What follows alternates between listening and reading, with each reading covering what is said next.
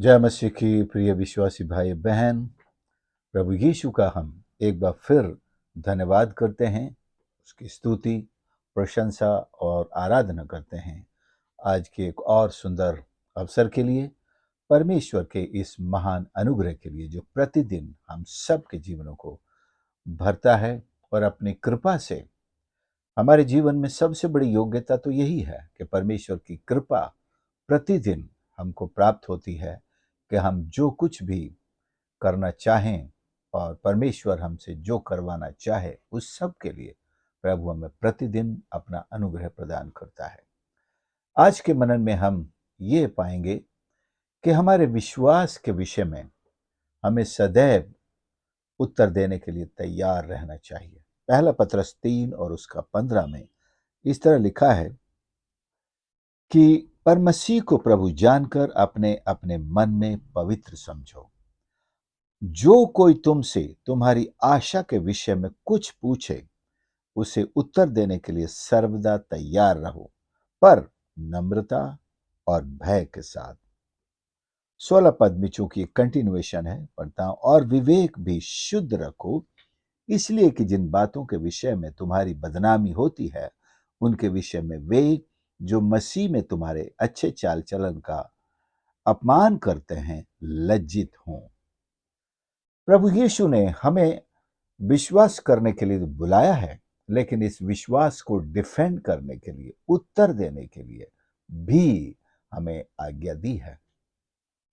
हम क्या विश्वास करते हैं, किस में विश्वास करते हैं और क्यों विश्वास करते हैं, ये जवाब दुनिया जानना चाहती है। और किसी से नहीं पूछा जाता है, किसी धर्म के इंसान से नहीं पूछा जाता है जितने सवाल एक मसीही से पूछे जाते हैं कि तुम मसीह में विश्वास क्यों करते हो। बहुत से लोग हमारे उत्तर के बिना ही अपने जवाब तैयार रखते हैं। पैसा मिला होगा, कोई लालच मिला होगा, कुछ तो जरूर मिला होगा। इन सब बातों से ऊपर वे सोच ही नहीं सकते। लेकिन आपने और मैंने जो अनुभव किया है मसीह पर विश्वास करके, ये सांसारिक मनुष्य की सोच में उतरना जरा कठिन है, इसलिए उन्हें यकीन नहीं होता। जब तक कि वो जल और आत्मा से नहीं जन्मेंगे, मसीह से क्या मिलता है, इस सवाल का जवाब उनको समझ में आना मुश्किल है, क्योंकि सांसारिक माइंड है, दिमाग है। तो सांसारिक उत्तर ही उनको समझ में आता है कि जरूर इनको धन मिला होगा, नौकरी मिली होगी, कोई लाभ मिला होगा, कुछ भी चीज मिली होगी, इसीलिए ये मसीही हैं, इसलिए ये मसीह के पीछे चलते हैं। लेकिन जो बिब्लिकल और सही उत्तर है उसको समझने के लिए, जैसे मैंने कहा, एक नए जन्मे हुए व्यक्ति के अनुभव का होना बहुत जरूरी है। इसलिए हम बुरा न माने जब लोग हमें ठीक नहीं समझते, जब लोग हमें गलत समझते हैं और अपने तरीके से हमारे विश्वास के प्रति जवाब देते हैं, आरोप लगाते हैं, या कुछ भी कंफ्यूजन ऐसे कहेंगे, हमारे कन्वर्जन को एक कंफ्यूजन कहकर प्रचार करते हैं, तो हमें उनके लिए प्रार्थना करनी है कि वे उस अनुभव को अनुभव करें जिसमें उनको सही उत्तर समझ में आ सके। बहुत सारी बातें प्रभु यीशु कहते थे, लोगों को समझ में नहीं आती थी, लेकिन जब वे प्रभु पर विश्वास करते थे, उसके शिष्य बन जाते थे, फिर वो सब समझ जाते थे। तो इस तरह से आज हम ये प्रेरणा परमेश्वर के वचन से प्राप्त करते हैं कि हम इसलिए ये बात छोड़ ना दें कि उनको समझ में नहीं आएगा। हमें जवाब देना है, क्योंकि ये परमेश्वर का वचन है। जो जवाब हमारा है ये परमेश्वर का वचन है। और हो सकता है 100 में से हम टाइट क्लेम करें, 100 में से 10 लोग तो समझेंगे। जो विश्वास लाने की उम्मीद भी हम उनसे कर सकते हैं। और इसलिए हमें हमारा जवाब केवल शब्दों में ही नहीं, हमारा जवाब हमारे कामों में भी होता है। हमारे काम, जैसे आम लोग यहाँ हिंदुस्तान में भी जिस बात की तारीफ करते हैं कि मसीहों के कारण हिंदुस्तान में स्वास्थ्य और शिक्षा ये बहुत आला दर्जे की है। इन्होंने स्वास्थ्य के क्षेत्र में बहुत काम किया, निस्वार्थ भाव से काम करते हैं। ये भी एक हमारा जवाब है। दूसरा, शिक्षा के क्षेत्र में मसीह लोगों की संस्थाएं सबसे आगे हैं और इन्होंने वहां तक पहुंच बनाई है जहां दूसरे लोग नहीं पहुंचे हैं। ऐसे सुदूर क्षेत्रों में, आदिवासी क्षेत्रों में, जिनको कोई पढ़ाने नहीं चाहता क्योंकि उनसे कोई लाभ नहीं मिलता, उनसे फीस तक नहीं मिलती, उनको उनके लिए तो सब कुछ करना पड़ता है, वहां तक किसी ने नहीं सोचा था। लेकिन मसीही लोग वहां पहुंचे, उनका इलाज भी किया, उनके जीवनों को परिवर्तित किया, उनके स्टेटस को बदला, उनके एजुकेशन की धारा में लाकर उनको आज बड़े बड़े औहदों तक पहुंचने का सौभाग्य दिया। बड़े बड़े टेक्निकल हो या ब्यूरोक्रेटिक हो या पॉलिटिकल हो, सब जगह उन लोगों को अवसर मिले हैं और आज वे वहां हैं और अच्छे पढ़े लिखे हैं। मैं पढ़ता हूं, देखता हूं कि जो सामान्य वर्ग से, हम क्षेत्र से देखते हैं,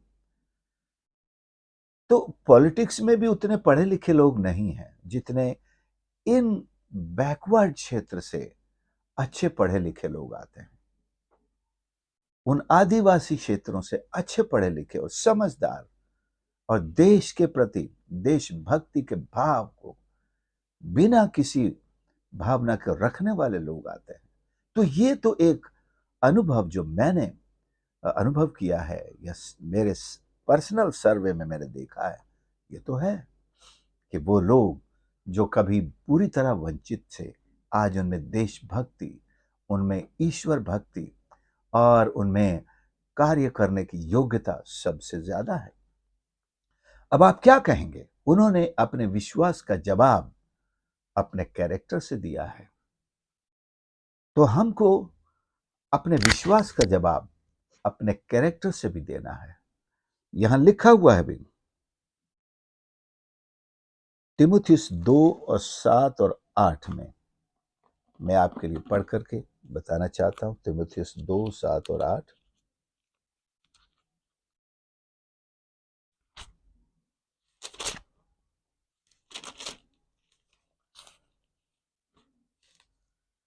लिखा हुआ है कि सब बातों में अपने आप को भले कामों का नमूना बना। Let's make an example in good works. तेरे उपदेश में सफाई, गंभीरता और ऐसी खराई पाई जाए कि कोई उसे बुरा न कह सके, जिससे विरोधी हम पर कोई दोष लगाने का अवसर ना पाकर लज्जित हों। दोष लगाने वाले अपने आप पर ही शर्मिंदा हो जाते हैं। जो दोष लगाते हैं वे अपने आप पर शर्मिंदा हो जाएंगे। और पहला पत्रस 2 और उसके 12 में भी हम उस चीज को पाते हैं। 2 और 12, अन्य जातियों में तुम्हारा चाल चलन भला हो, ताकि जिन जिन बातों में वे तुम्हें कुकर्मी जानकर बदनाम करते हैं, वे तुम्हारे भले कामों को देखकर उन्हीं के कारण कृपा दृष्टि के दिन परमेश्वर की महिमा करेंगे। ओ प्रभु, ये सचमुच में ये अच्छा आदमी था, लेकिन मैंने इसे झूठे आरोप लगाए, मैंने गलत सुना था इसके बारे में, मैंने इसलिए इसके लिए बोल दिया। एक कृपा दृष्टि का दिन आने वाला है, जिस दिन जिसने आप पर जो जो झूठे आरोप लगाए हैं, वे लज्जित होते हुए परमेश्वर की महिमा इस तरह कहते हुए करेंगे कि हमने उन पर झूठे आरोप लगाए थे। ये सब कुछ उन पुस्तकों में लिखा मिलेगा जब उनका न्याय होगा। और कृपा दृष्टि, न्याय का दिन कृपा का दिन नहीं है, यह भी ध्यान रखें। न्याय का दिन तो न्याय का दिन है जब उन्हें दंड दिया जाएगा, लेकिन कृपा दृष्टि का दिन अभी परमेश्वर की कृपा दृष्टि का समय है। लेकिन कोई फायदा उठाता है, कोई नहीं उठाता है। जिसने फायदा उठा लिया उसका जीवन बदल गया और वे उन अपने सारे बुरे कामों के लिए तौबा करते हैं। और जिस किसी के लिए मैंने जो भी कहा है उनसे जाकर माफी मांगते, प्रभु से भी मांगते। अगर उनसे जाकर नहीं मांगते, भले वो दुनिया में नहीं रहे हो, लेकिन लिखा है परमेश्वर की महिमा करेंगे। सो प्रियो, हमें अपने विश्वास को मजबूती के साथ जानना है। हम क्या विश्वास करते हैं? हमें कोई नींद में भी हिला करके पूछे तो हमें उस निद्रालु अवस्था में भी अपने विश्वास का उत्तर देना आना चाहिए और उसे डिफेंड करना आना चाहिए। सारे अपोलोजेटिक्स की बुनियाद इसी पहला पतरस 3:15 पर आधारित है और यह जरूरी है। आप देखेंगे पतरस के साथ, विशेषकर पतरस ने भी जब भी यहूदी और महायाजक और उनकी सन्हेद्रीन उनको बुलाती, जवाब मांगती, वो जवाब देते थे। और पौलुस तो बहुत ही ज्यादा जिस पर सवाल किए गए और वो बार बार बड़ी बड़ी सभाओं में उसने डिफेंस किया और उसने जवाब दिए। और कुछ एक जैसे अध्याय 21 के 40 पद को, प्रेरितों के काम हम देखेंगे, अध्याय 21 का 40।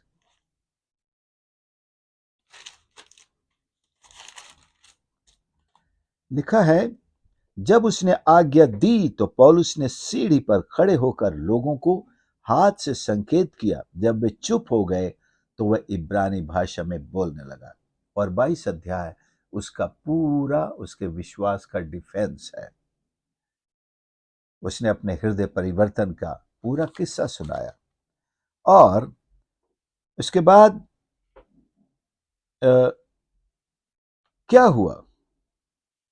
महासभा के सामने भी उसको लाया गया, वहां भी उसने अपने विश्वास को डिफेंड किया।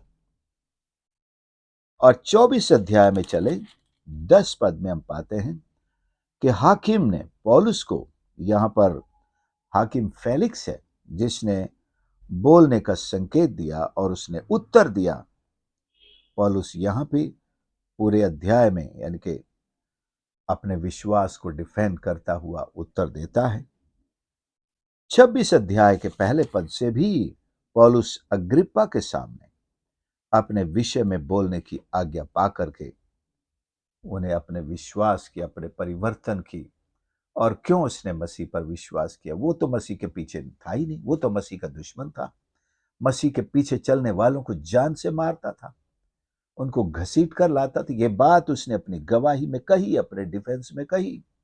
लेकिन आज वो क्यों यीशु का दीवाना है, क्यों यीशु के लिए अपने प्राण देने के लिए तैयार है?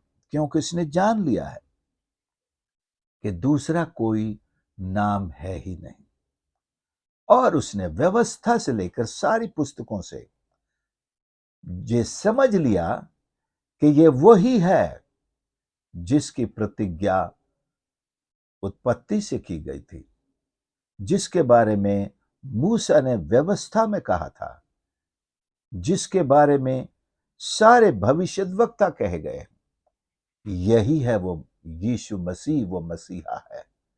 और बहुत सारे यहूदी तो आज तक नहीं मानते। हाँ, ये तो मानते हैं कि मसीहा आने वाला है, लेकिन वो मसीहा यीशु मसीह है, वो आज तक कई लोग नहीं मानते। लेकिन कई लोगों को छोड़ो, उनसे ज्यादा वो है जिन्होंने मान लिया और अपने हृदय का परिवर्तन कर लिया, और आज वे डिफेंड करते हैं। दुनिया भर में वो सारे प्रचारक बने हुए हैं। तो हम उस माइनॉरिटी के लिए दुआ करेंगे जो अभी भी उस मसीहा को, जिसको परमेश्वर ने मसीह बनाकर भेजा है, नहीं पहचानते।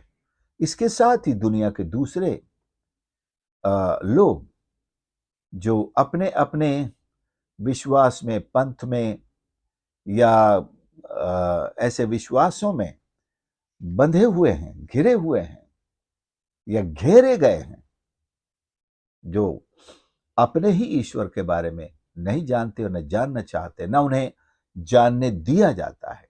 बहुत सारे देशों में लोगों को मसीह के बारे में जानने नहीं दिया जाता है। बहुत सारे देशों की बात क्या, हमारे ही देश में भी बहुत सारे ऐसे लोग हैं जो घर घर जाकर धमकाते हैं, खबरदार अगर तुमने मसीह के बारे में किसी को बताया या मसीह के बारे में सीखने को गए।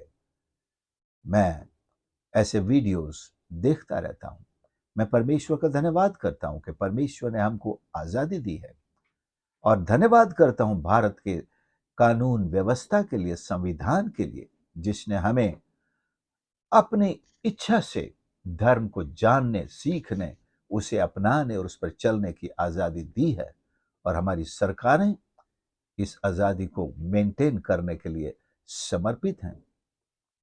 लेकिन चंद लोग जो अपने एजेंडे में ये सब काम करते हैं, हम उनके लिए भी प्रार्थना करें कि जैसे पौलुस गुमराह होकर ये काम करता था, वो भी उस अंधकार से बाहर निकलेंगे तो सच्चाई को गले लगाएंगे और ईश्वर के बड़े भक्त और सेवक और प्रचारक बन सकेंगे। हमें उनसे उनके तरीके से जवाब नहीं देना है। हमें परमेश्वर के तरीके से, भले कामों के द्वारा, विश्वास को उन्हें बताने के द्वारा, अंगीकार करने के द्वारा, डिफेंड करने के द्वारा, अपने चरित्र के द्वारा हमें मसीही होने का जवाब देना है। और परमेश्वर के बहुत सारे लोग, यशाया हो, यिर्मयाह हो, दानियल हो, यहेजकेल हो, ये सब अपने विश्वास के कारण सताए गए थे। नए नियम तो भरा पड़ा है, सारे चेले सताए गए हैं। हिंदुस्तान की कलीसिया में भी, चर्च हिस्ट्री में भी बहुत से उदाहरण हैं, लेकिन लोगों ने अपने प्राणों से बढ़कर अपने विश्वास को कायम रखने पर जोर दिया।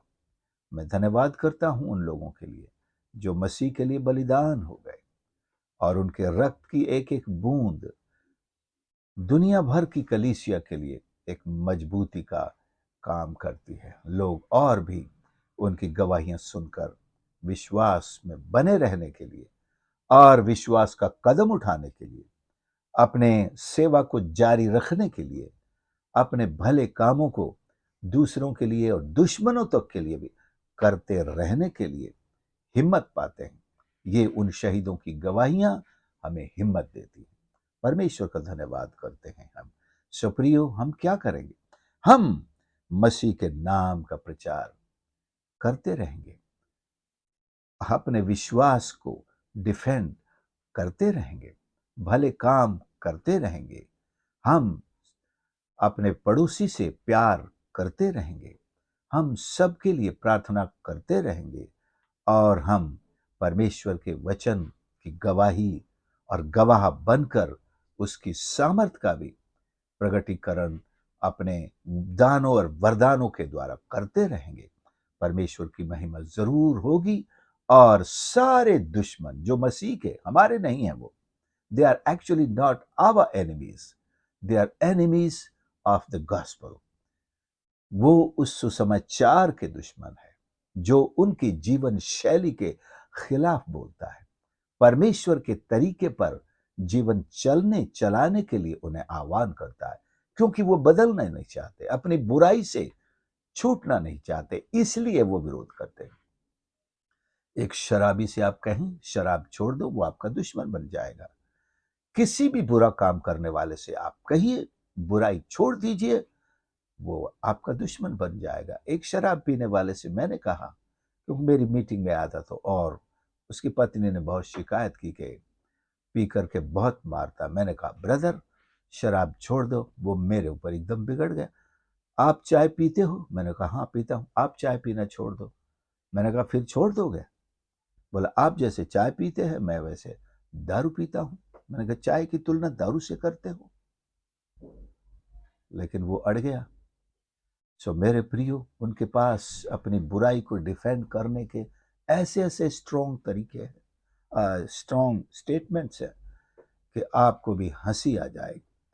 सो मैं कहना चाहता हूं, परमेश्वर के वचन में सामर्थ है, उसे सुनाते रहिए। तो सारे जो सुसमाचार के दुश्मन हैं, जो अच्छाई के दुश्मन हैं, वे जरूर घुटने टेकेंगे और परमेश्वर के सामने आकर उसकी महिमा करेंगे और हमको आनंद होगा। आइए हम प्रार्थना करें। प्यारे प्रभु हमारे परमेश्वर, हम धन्यवाद करते हैं आज के इस पवित्र वचन के लिए, जो हमें परमेश्वर अपने विश्वास पर स्थिर रहने, उसे डिफेंड करने और प्रभु अपने विश्वास का प्रचार करने और आपकी महिमा करने का सौभाग्य देता है, चुनौती देता है और परमेश्वर एक हिम्मत देता है। इसके लिए हम धन्यवाद करते हैं। हर एक सुनने वाले को प्रभु आशीष दीजिए, उन्हें हिम्मत दीजिए, बलवंत कीजिए कि वे अपने विश्वास पर दृढ़ बने रहें। किसी भी डर, भय, चुनौती और परमेश्वर किसी तरह की ऐसी बुराई की शक्तियों के सामने हिम्मत न हारने वाले बन सके, बल्कि आपके नाम को कन्फेस करते रहने पर बन सके। सबको आशीष करें प्रभु, आपकी महिमा हम सब के जीवन से हमारे जीवन की आखिरी सांस तक होने पाए। प्रभु आशीष कर। प्रार्थना उद्धार करता प्रभु यीशु के नाम से मांगते हैं, आमीन। प्रभु आप सबको आशीष करे। आपने संदेश को सुना, बहुत बहुत धन्यवाद। मेरा निवेदन है इन संदेशों को जरूर दूसरों के साथ भी शेयर करें, और यदि आपने हमारे चैनल को सब्सक्राइब नहीं किया है तो प्लीज सब्सक्राइब करें। आपके लाइक्स और कमेंट्स का भी हमें इंतजार रहता है। गॉड ब्लेस यू, और इस सेवकाई के लिए प्रार्थना जरूर करते रहे। Thank you.